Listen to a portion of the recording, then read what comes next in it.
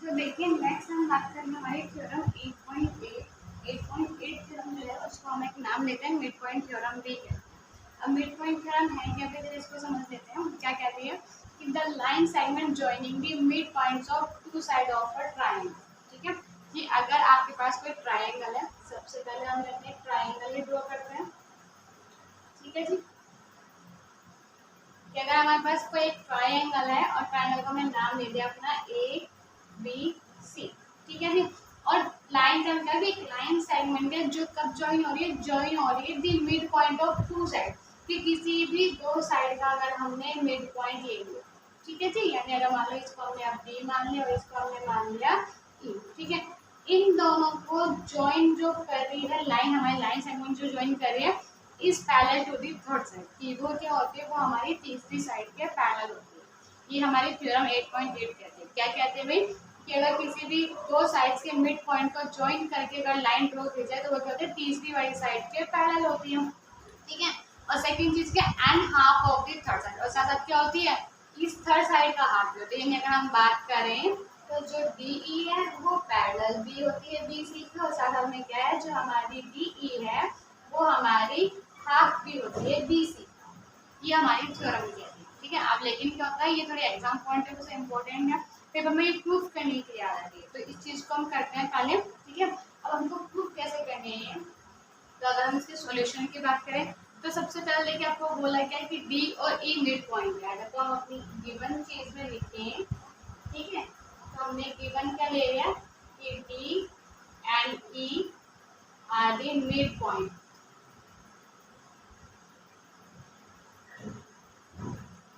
ठीक है जी, अब मिड पॉइंट से तो इसका मतलब क्या है कि भाई जो ए बी है वो डी बी के बराबर होगा। ठीक है जी, यहीं से हो गई बात होती है कि जो ए बी है वो डी बी के बराबर रहेगा। सेकंड चीज, जो ए ई है वो हमारा ई सी के बराबर है। ठीक है जी, कि जो हमारा ए ई है वो हमारा बराबर रहेगा ई सी। इतनी बात क्लियर है। ठीक है, अब हमें प्रूफ क्या करना है। ठीक है, तो हमें प्रूव करना है पहली चीज तो ये कि जो हमारा DE है वो BC के पैरेलल है, और दूसरी चीज क्या प्रूव करनी है कि जो DE है वो हमारे हाफ भी है BC। ठीक है, तो थ्योरम यही कह रही है, तो इस चीज को हम प्रूव करके दिखाएंगे अपना।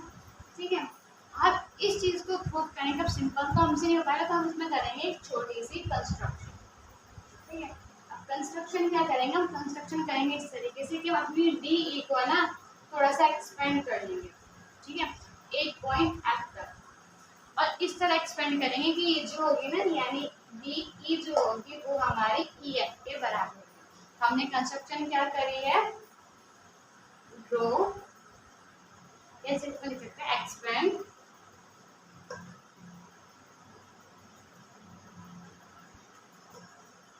DE to F। और किस तरह एक्सपेंड करा, like as that DE is equal to EF। ठीक है जी, कि DE क्या है हमारे EF के, और साथ में फिर हम क्या करेंगे, इस चीज को हम कर देंगे यहाँ से हमारा ज्वाइन। क्यों कर देंगे, ताकि एक पैरेललोग्राम की शेप, हम ताकि इसको एक पैरेललोग्राम प्रूव करने की कोशिश करेंगे। पैरेललोग्राम हो जाएगा तो इसके बाद हम अपनी ये चीजें इन चीजों को भी प्रूव कर पाएंगे। ठीक है जी, तो क्या करा, एंड ज्वाइन CF। ठीक है जी, CF को क्या कर दिया हमने, ज्वाइन। ठीक है, अब इसको पैरेललोग्राम प्रूव करने के लिए अपना लेके चलते हैं अपने सॉल्यूशन से।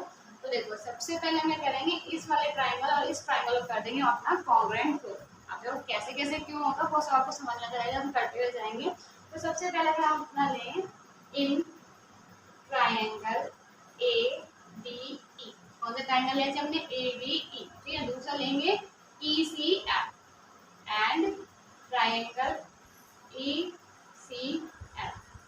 ठीक है जी, अब जब आप देखो ये ट्रायंगल लेंगे तो सबसे पहले देखो आप देख रहे हो कि ये क्या है, आपस में इंटरसेक्ट कर रही है, तो इंटरसेक्ट कर रही है, तो यानी ये जो एंगल बनेंगे आपस में वर्टिकली अपोजिट है, और वर्टिकली अपोजिट क्या होता है, बराबर होता है। तो यानी जो अगर मैं नाम दे इसको 1 और 2 नाम दे दिया जाए तो हम क्या लिख सकते हैं कि जो एंगल 1 होगा वो हमारा एंगल 2 के बराबर होगा। रीजन क्या रहेगा, वर्टिकली अपोजिट एंगल। ठीक है जी।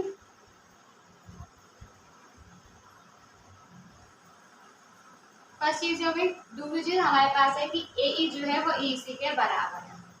जो हमारा ए ई है वो किसके बराबर है, ई सी की।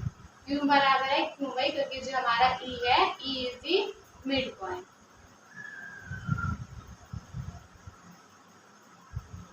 ठीक है। थर्ड चीज क्या लेंगे, अब देखो ये तो ट्राइंगल लेगा, ये लेगा, ये चीज भी अभी हमने कर दी थी कि ये तो हमने इस तरह कंस्ट्रक्शन करेंगे, इसके बराबर है। तो हम लिख सकते हैं कि जो हमारी डी ई है वो हमारी ई एफ के बराबर है। ठीक है, ये सब हम अपना यहाँ पे देखो करते हुए चल रहे हैं कि कंस्ट्रक्शन इस तरह करी थी और ये सब चीजें हमें गिवन थी।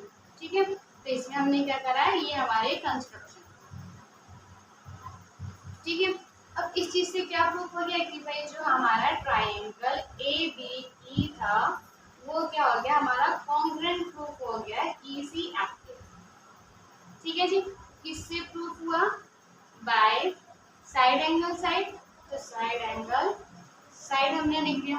अब देखिए जब ये ट्राइंगल हमारा इक्वल प्रूफ हो ही गया, ठीक है, तो जब देखो अब ये ट्राइंगल इसके प्रूफ होगा, मैं इसको रफली सीधा करने की कोशिश करेगा हमारा, तो ये क्या था, देखो ए बी ई, ये ऐसे और ऐसे अपनी कंस्ट्रक्शन के हिसाब से कर रहे हैं। ठीक है, अब देखिए अगर मैं इसको सीधा करूं तो देखो ये लाइन इधर को तो आपस में डबल थी क्योंकि ये बराबर थी ना, तो ये कौन सी थी मेरे पास, ई सी।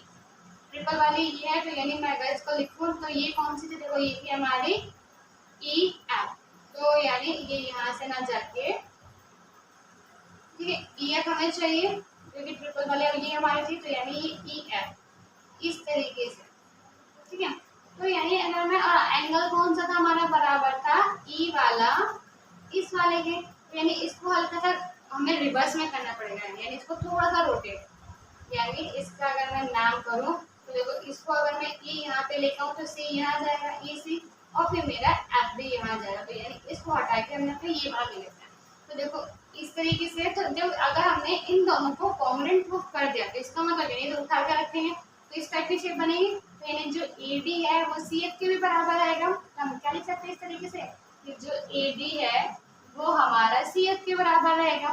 ठीक है जी, किसकी वजह से, by C P C P. ठीक है, यानी अब जो ए डी था ये किसके, सी एफ के बराबर है। ठीक है, और आपको पता है ए बी सी एफ के बराबर है, और हमने अभी ऊपर क्या करा था कि जो भी हमारा ए डी है वो हमारा डी बी के भी बराबर है। ठीक है, ये तो चीज हमें पे गिवन ही थी, ये भी लिख दो मिड पॉइंट है। ठीक है, अब जब ये चीज ए बी इसके बराबर है, इसके बराबर, इसका मतलब क्या है कि भाई जो सी एफ है वो हमारा डी बी के भी बराबर है, यानी जो सी एफ है वो हमारा डी बी के भी बराबर है। ये बात क्लियर हुई। ठीक है, तो ये सब किससे चला गया, ये हमारे अब इन दोनों से चला गया। अब जब हमारा ये तीनों चीजों पे, ये इसके बराबर ये इसके बराबर, तीन चीज क्लियर है।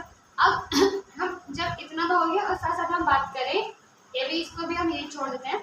नेक्स्ट अगर हम बात करें, ये अपोजिट साइड देखो बराबर आ गई है।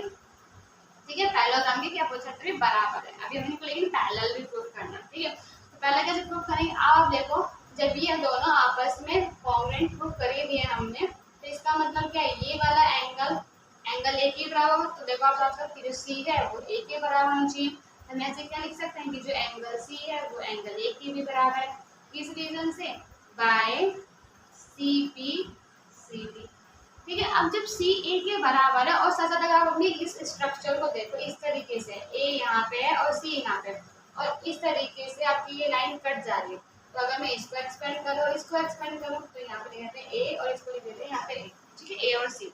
तो अगर हम इस एंगल की बात करें और इस एंगल की, तो आप देखो क्या आई है, अल्टरनेट इंटीरियर एंगल बनना है, तो हम इसको क्या लिख सकते हैं, ये आपस में बराबर है, और also angle C and angle A are alternate interior angle.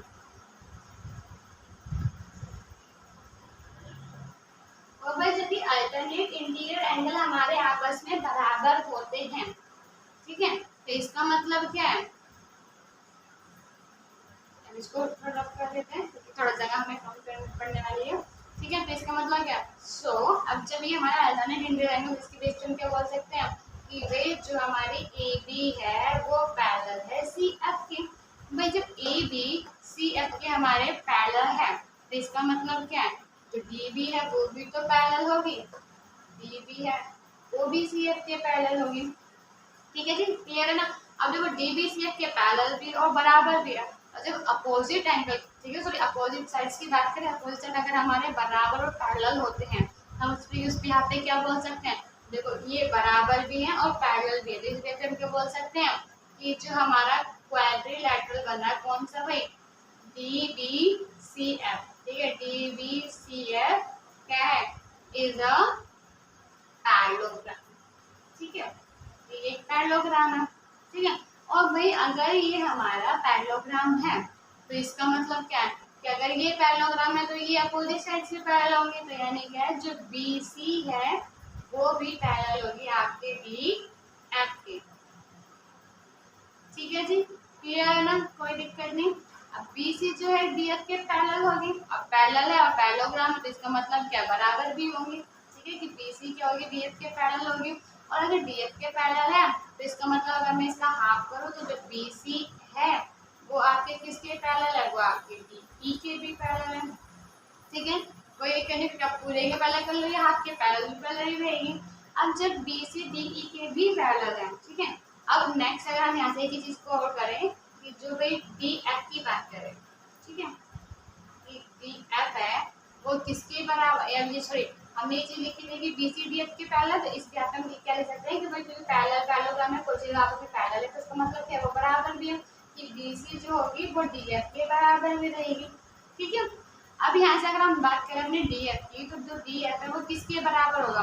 अब आप एक चीज देखो कि लाइन दो पार्ट्स में कटेड है तो इसका मतलब क्या है, डी एफ क्या होगा, D E plus E F होगा, यहाँ तक तो कोई दिक्कत नहीं है। ठीक है, और अब यहाँ पे हम बात करें बी ई और ई एफ। अब देखो हमने यहाँ पे क्या रखा, ये हमारे पास है क्योंकि मिड पॉइंट है। ठीक है जी, हमने कंस्ट्रक्शन इस तरीके से करी थी कि दोनों आपस में बराबर थे, तो दोनों की जगह ई एफ की जगह पे डी ई रख सकते हैं, तो यानी D E plus D E. ठीक है, तो यानी जो डी एफ है वो किसके बराबर है, टू डी ई के। डी एफ हमारे किसके बराबर है जी, डी एफ बराबर है हमारा टू डी ई के। ठीक है, और अभी हमने डी एफ किसके बराबर लिया था, बी सी के बराबर लिया था, तो हम ऐसे क्या लिख सकते हैं, बी सी जो कि बराबर है डी एफ के। तो यहाँ से अगर हम डी एफ की जगह हम ये भी रख सकते हैं टू डी ई। ठीक है, अब इस टू को हम जिस साइड लेके आएंगे तो क्या हो जाएगा भाई, डिवाइड हो जाएगा, यानी 1/2 B C is equal to D E. ठीक है, क्या हो गया कि भाई जो डी ई है वो बी सी का हाफ है, ये चीज प्रूफ हो गई। दूसरी चीज देखो हमें ये प्रूफ करना है कि डी क्या है, बी सी का हाफ है, कर दिया प्रूफ। एक करना था बी की बी सी के पहले, तो हमने इस चीज को भी यहाँ पे ये भी प्रूफ कर, तो ये चीज हो गई हमारी प्रूफ। ठीक है, तो ये थी हमारी थ्योरम 8.8। ठीक है, इजी सी है, बस थोड़ा सा हल्का समझने की नीड है, थोड़ा ये आपके चैप्टर से रिलेटेड है, इसमें बहुत ज़्यादा इससे रिलेटेड क्वेश्चन आने वाले हैं, तो अगर एक दो बार आप पीछे बैक पर जाके आप एक बार देखोगे तो आपको ज़्यादा अच्छे समझ में आ जाएगा। ठीक है जी, चलते हैं हमारे नेक्स्ट थ्योरम पे। तो देखिए नेक्स्ट थ्योरम है हमारी 8.9 जो कि इस चैप्टर की लास्ट थ्योरम भी है। ठीक है जी, इसके बाद भी हमारा सारा इंट्रोडक्शन खत्म हो जाएगा, फिर चलेंगे हम अपने एक्सरसाइज के क्वेश्चन। ठीक है, अब 8.9 थ्योरम में क्या कहती है कि the line draw through the mid point of one side of a triangle, यानी इसी तरीके से कि अगर हमने एक ट्रायंगल ड्रॉ किया है, आपके बात वही हो गई ए बी सी। ठीक है जी, कि अगर एक ट्रायंगल है ए बी सी, उसमें हमारे पास एक साइड पे मिड पॉइंट है डी। ठीक है, क्या बोला है, सिर्फ क्या बोला है, लाइन ड्रॉ की गई है through the mid point of one side. याद रखना है सिर्फ एक साइड से अगर हमने मिड पॉइंट से एक लाइन ड्रॉ करी है, ठीक है जी, ट्रायंगल का parallel to the another side, और इस तरह के ड्रॉ करें कि वो हमारी जो तीसरी वाली थी उस पे पैरेलल रहेगी। ठीक है, उसके पैरेलल, यानी क्या है, अगर हमें बोल दिया कि डी मिड पॉइंट है, ठीक है, और साथ साथ में अब ये जो भी मान लो हमने ई पे है और जो डी ई है वो पैरेलल भी है बी सी के, तो इसका मतलब क्या है, जो कहता है पैरेलल टू अनदर साइड है, तो इसका मतलब क्या है, बाइसेक्ट दी थर्ड साइड। तो वो क्या करती है, वो हमारी जहाँ पे भी कट करेगी ये थर्ड साइड को बाइसेक्ट करेगी। यानी क्या मतलब है कि ए ई सी के बराबर होगा। इस तरीके से ये लाइन सेगमेंट हमारी इसको कट करेगी। ठीक है जी। तो ये 8.9 थ्योरम इतनी सी थी, मतलब एक तरीके सिंपली बात करें तो ये क्या है हमारा कन्वर्स है हमारा। ठीक है, कन्वर्स है ऑफ थ्योरम 8.8 का। ठीक है जी। यानी 8.8 जो चलो अभी हमने पीछे करके आई है उसी का उल्टा। उसमें हमने क्या करा था कि हमें हमें दिया है कि ये अगर दो मिड पॉइंट्स को आपस में जोड़ते हैं तो क्या होता है, दूसरी वाली की पैरेलल होती है। ठीक है, और साथ साथ में हाफ होती है। तो इसमें बस इसको उल्टा क्या रहता है कि इसमें उल्टा यही है कि अगर एक साइड के मिड पॉइंट से लेके ना पहले, तो इसका मतलब क्या है वो तीसरी साइड को भी बाइसेक्ट करेगी और हाफ हमारी रहती है। ठीक है जी। तो ये हमारी थ्योरम कंप्लीट। और अगर आपने कुछ रह गया तो थोड़ा बहुत जो कहता है आपने ये देखा कि पार्ट 1 और पार्ट 2 है, तो आपने थोड़ा बहुत जो पार्ट 1 का लिंक डिस्क्रिप्शन में अवेलेबल है, आप लोग वहाँ जाके इसका पार्ट 1 भी देख सकते हैं ताकि आपका इंट्रोडक्शन पूरा कंप्लीट हो जाए। बाकी हम चलेंगे अपने नेक्स्ट वीडियो में अपने एक्सरसाइज पे। ठीक है, बाय बाय। वीडियो अच्छी लगी तो please like the video and also subscribe the channel. Bye bye.